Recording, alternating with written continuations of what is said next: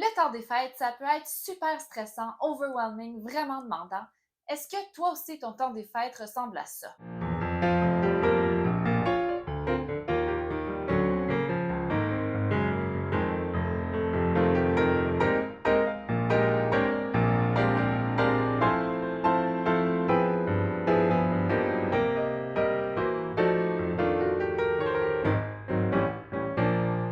Ben ça tombe bien parce qu'aujourd'hui, je te donne mes trucs pour passer au travers de ton mois de décembre et que ce soit beaucoup plus facile que d'emballer ton chat.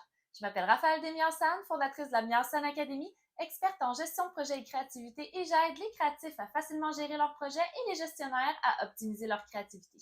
Reste avec moi, ça commence maintenant.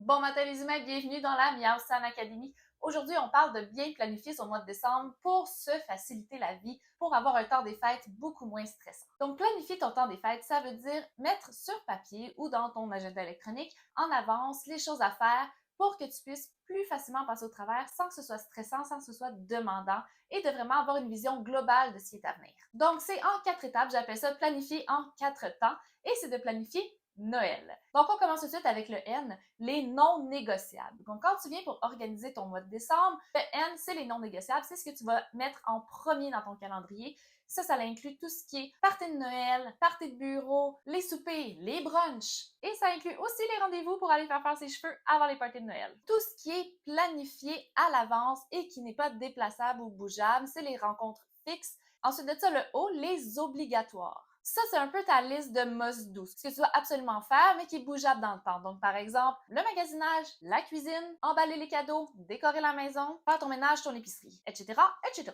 Donc, les obligatoires, c'est vraiment les tâches que tu dois accomplir. C'est un peu ta to-do que tu places tout de suite dans ton calendrier, que tu te gardes des plages horaires pour faire ces tâches-là qui sont absolument à faire, mais qui ne sont pas dépendantes de quelqu'un d'autre. Donc, c'est pas un party de Noël, c'est du magasinage. Donc, tu peux le mettre où tu veux, mais tu dois absolument le faire, donc tu dois le mettre comme une obligation. Donc la troisième lettre de Noël, le E, c'est pour les enchanteurs. Enchanteurs parce que c'est de planifier tous les moments qui sont réservés à des activités personnelles, à tes projets personnels, à des activités en famille où on se donne le temps de prendre le temps. Bref, les enchanteurs, c'est de planifier le temps plaisant qui va vous faire du bien. Et ça, c'est important d'en planifier parce que ça passe tellement vite le temps des fêtes que souvent, c'est ça qu'on oublie de faire. Et c'est souvent des moments super importants pour, premièrement, pouvoir se reposer un peu parce qu'on a certains congés. Donc, on peut se permettre d'être là à 100% et de ne pas avoir à penser à faire l'épicerie, à faire le ménage parce qu'on a déjà planifié ça dans notre horaire. Et finalement, le L de Noël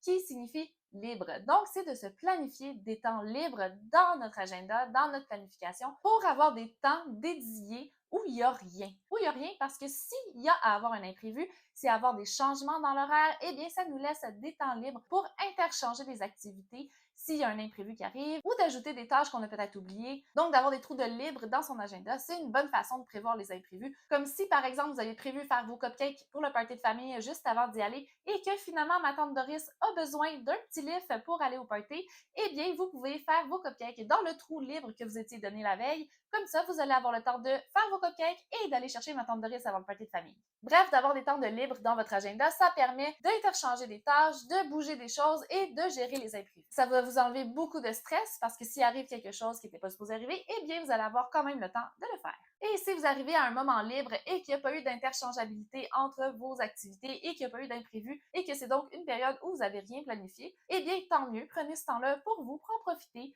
Faites-vous un chocolat chaud, allez faire un bonhomme de neige, faites rien parce que rien faire, eh bien, ça peut aider votre créativité. Je vous mets le lien juste ici. J'en parle justement dans cette vidéo-là sur comment ne rien faire peut vous rendre plus créatif. Alors profitez-en. Ça fait toujours du bien d'avoir un petit trou de libre dans son agenda pour ne rien faire. En résumé, planifier son mois de décembre, eh bien, ça va vous aider à passer au travers plus facilement, à vraiment accomplir davantage, à vous sentir beaucoup plus productif et de pouvoir revenir des vacances des fêtes en vous disant wow, cette année, j'en ai vraiment profité. Parce que d'écrire, de faire son agenda d'avance va vous enlever une certaine charge mentale, le fait de l'avoir mis sur papier ou dans votre agenda électronique. Eh bien, vous savez exactement ce qui vous attend, ce qui est à faire, ce que vous avez fait aussi. Il n'y a rien de plus satisfaisant que de faire un petit crochet sur sa to-do list.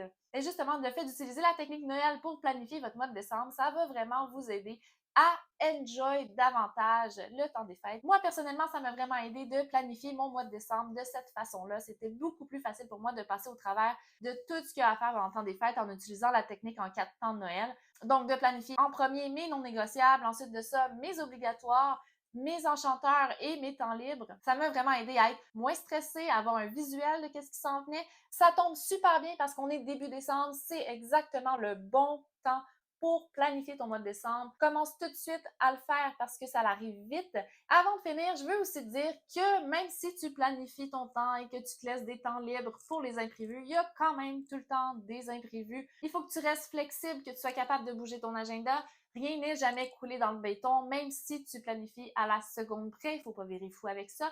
C'est correct, ça se peut que finalement tu aies tout planifié puis que tu sois quand même dernière minute parce que le temps c'est dynamique et que ça change. Il vaut mieux travailler avec le temps que de se battre contre. Donc si tu as utilisé la technique Noël de la meilleure scène Académie pour planifier ton mois de décembre, je t'invite à me laisser savoir en commentaire si tu as aimé ça, si ça t'a aidé, si ça t'a pas aidé du tout, c'est correct aussi. J'espère vraiment que cette vidéo-là t'a été utile parce que moi, c'est vraiment un de mes coups de cœur d'utiliser cette technique-là pour planifier mon temps des fêtes. Je t'invite à partager et à liker pour aider tout le monde à passer un meilleur temps des fêtes, un petit peu moins stressant et beaucoup plus présent. Je t'invite en même temps à t'abonner à la Miancen Academy sur YouTube, Instagram et Facebook, mais tu peux devenir VIP de la Miancen Academy en t'abonnant à mon infolettre. D'ailleurs, je partage des trucs, des astuces et je te dis en plus les thèmes qu'on va aborder dans les mois à suivre. Je te remercie énormément d'avoir regardé cette vidéo jusqu'à la fin. N'oublie pas de liker et partager et sur ce, je te dis à bientôt. Bye!